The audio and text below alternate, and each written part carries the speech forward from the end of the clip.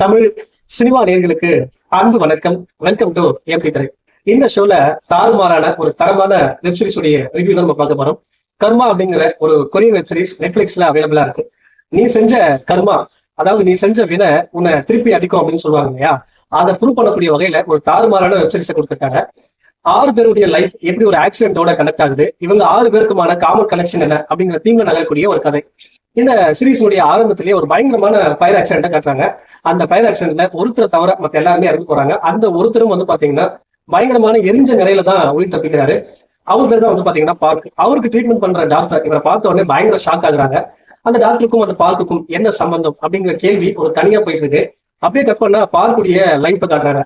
இவர் பாத்தீங்கன்னா பயங்கரமா கேம்பிளிங் பண்ணிக்கிட்டு பிட்காயின்ல மணி இன்வெஸ்ட் பண்ணிக்கிட்டு அதுல இருந்து பணம் சம்பாதிக்க முயற்சி பண்ணிட்டு இருக்காரு. எக்கச்சக்கமான கடனும் வாங்கி வச்சிருக்காரு. கடன் கொடுத்தவங்க பொதுவாக என்ன பண்ணுவாங்க, கிட்னி எடுத்துருவேன், கண் எடுத்துருவோம் அப்படின்ற மாதிரி மிரட்டுவாங்க. இவருக்கு கடன் கொடுத்தவர் உண்மையாவே பயங்கரமா மிரட்டுவாரு. 30 நாளைக்குள்ள நீ பணத்தை கொடுக்கல அப்படின்னா நீ காலி அப்படின்ற மாதிரி மிரட்டுறாரு. அப்ப இவருக்கு என்ன பண்றதுன்னே புரியல பார்த்துக்கு. அப்பதான் தன்னுடைய தந்தை இன்சூரன்ஸ் போட்டிருக்கிறது தெரிய வருது. அந்த இன்சூரன்ஸுக்காக பணத்துக்காக தன்னுடைய தந்தையே காலி பண்ண பிளான் பண்றாரு. அப்போ சைனாக்காரனுடைய உதவியை நாடுறாரு. அந்த ஆக்சிடென்ட் மூலமா மற்ற கேரக்டர்ஸ் எல்லாம் எப்படி இன்வால்வ் ஆகுறாங்க, இந்த கதைக்குள்ள வராங்க, இந்த 6 பேருக்குமான காமன் கனெக்ஷன் என்ன, அண்ட் டுவர்ஸ் லேட் என்ன ஆகுது அப்படின்னு பல விஷயங்களை ரொம்ப சுவாரஸ்யமாகவும் த்ரில்லிங்காகவும் சொல்லக்கூடிய வெப்சீரிஸ் தான் இந்த கர்மா.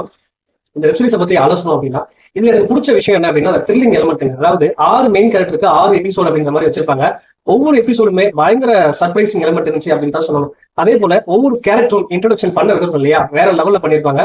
அதே போல இந்த 6 எபிசோடுமே பாத்தீங்கன்னா ரொம்ப கிரிப்பிங்கா கொண்டு போயிருப்பாங்க. அது மட்டும் இல்லாம இந்த 6 பேருக்குமான அந்த காமன் கனெக்ஷன் இருக்கு இல்லையா, அந்த எக்ஸ்டாப்ளிஷ் பண்ண விதம் பாத்தீங்கன்னா அவுட் ஆஃப் த பாக்ஸ் யோசிச்சிருப்பாங்க. ரொம்பவே சூப்பரா இருந்துச்சு அப்படின்னு தான் சொல்லணும். இந்த ஸ்டோரி ரைட்டிங் இருக்கு இல்லையா ரொம்ப அற்புதமா பண்ணியிருந்தாங்க.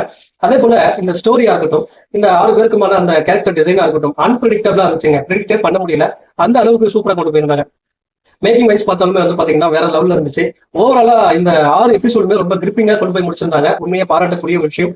ஒவ்வொரு எபிசோடுமே ரொம்ப இன்ட்ரெஸ்டிங்கா இருந்துச்சு. சர்ப்ரைஸ் எலமெண்ட் அப்படிங்கிறது வேற லெவல்ல இருந்துச்சு. அதாவது அடல் கண்டென்ட் பொறுத்த வரைக்கும் பாத்தீங்கன்னா கெட்ட வார்த்தைகள் இருக்கு, ப்ராப்பரான அடல் சீன்ஸுமே இருக்கு. அதுக்கேற்ற மாதிரி பிளான் பண்ணீங்க. Highly recommended.